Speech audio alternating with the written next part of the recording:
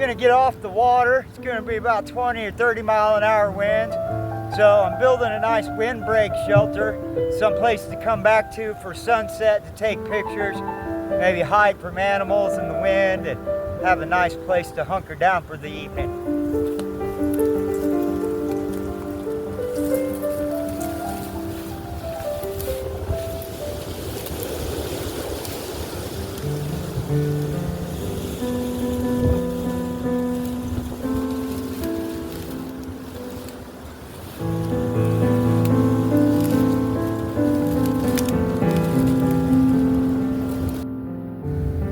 You know, sometimes in the course of life, a man's just going to have to hack out his own real estate out of the world somewhere.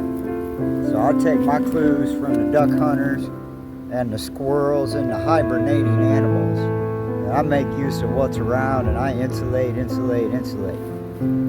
Sometimes a man's just got to carve out his own space in life. And you can see what this really looks like. It's really just a Missisipi Boma, is what I call it, because I don't have no acacia thorns like you do in Africa to wrap around it. But I insulate. This is more for warmth and getting out of the wind. I'm gonna hunker down and get some good photographs hopefully this evening.